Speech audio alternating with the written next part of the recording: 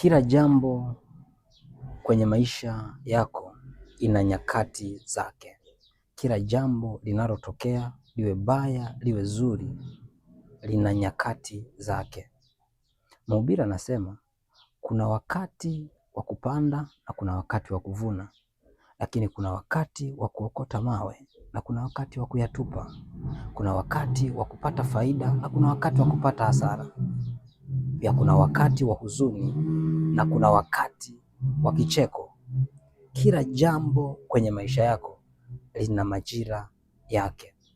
Kuna majira ya kupotea ili usionekane na mtu asizungumze na habari zako zisiwepo, lakini kuna wakati wa kuonekana na kuzungumza na kila mtu akajua upo. Na pia kuna wakati wa kukaa katika kiti chako cha kutawala, lakini kuna wakati wa kuondoka kusikojulikana. Lakini pia kuna wakati wa kukaa tena, wa kurudi na kukaa tena kwenye kiti chako. Mungu anamwambia Nebukadneza, utatoka kwenye kiti chako cha ufalme, utaenda porini, hutakuwa mwanadamu tena, utakuwa kama mnyama. Utaanza kula majani kama ng'ombe, kama mbuzi, kama farasi, kama wanyama wengine wanaokula majani, mpaka majira 7 yapite. Ila ni mpaka utakapotambua kuwa Bwana ndiye anayetawala juu ya wafalme. Kwa kila majira yanayotokea kwenye maisha yako, yawe ni mabaya au ni mazuri, kuna kitu Mungu anataka ujifunze katika hao majira. Kila majira yanayokuja kwenye maisha yako, hakikisha umepata elimu katika majira hayo. Usikubali majira yaje na yapite bila kukufundisha kitu kwenye maisha. Yawe ni mabaya au yawe ni mazuri, lakini hakikisha umepata elimu itakao kusaidia mbele huku unakokwenda. Kila jambo linalokuja kwenye maisha yako lina sababu na lina maana. Huenda ni la kufurahisha au huenda ni la kuhuzunisha, lakini haijalishi.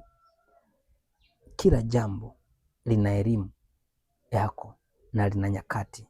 Kuna nyakati ngumu zinatokea, lakini kuna nyakati za furaha zinatokea, na hakuna nyakati za maisha ya mwanadamu zinazoendelea.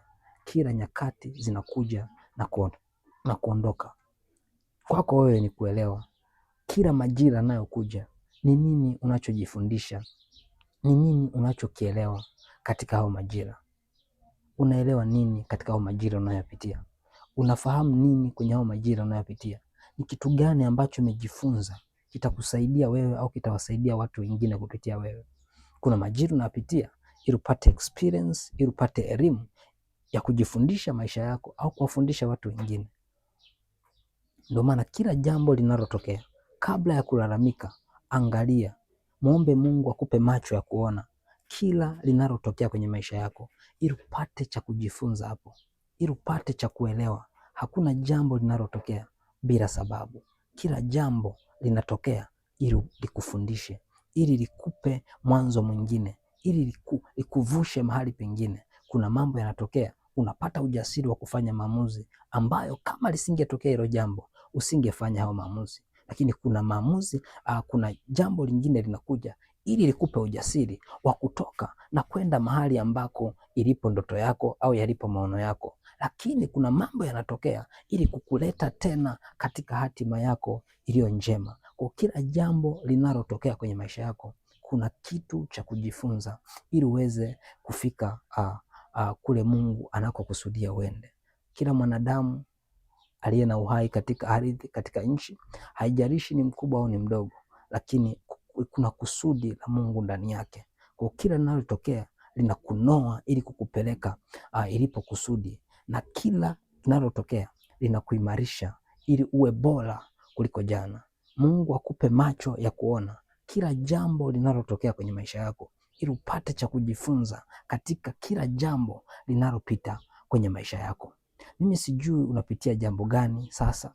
Paulo anasema nimejifunza kudhiriwa na nimejifunza kufanikiwa.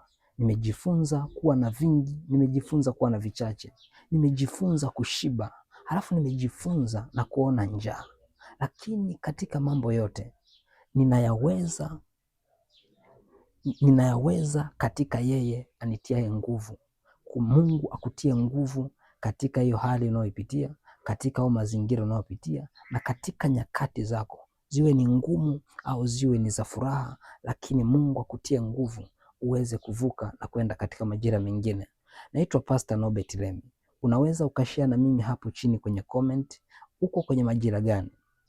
Kama ni majira ya furaha, Mungu azidi kukupa furaha, ufurahie majira yako ya kufurahi, na ili yatakapokuja majira mengine utambue kwamba Mungu alikufurahisha, na hayo majira yatapita pia na utavuka. Na kama una majira ya huzuni, unaweza ukashare hapo chini kwenye comment kwenye video hii unayotazama, ili niweze kukushauri na kukuombea.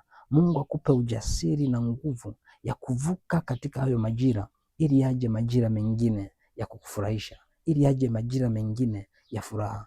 Kila jambo lina nyakati zake na kila jambo lina majira yake. Sijui uko kwenye majira gani? Unaweza ukaniambia hapo chini kwenye comment kwamba una majira gani unaopitia, ili tuombe kwa pamoja na Mungu aweze kukuvusha katika jina la Yesu Kristo. God bless you so much. Thank you for watching me now.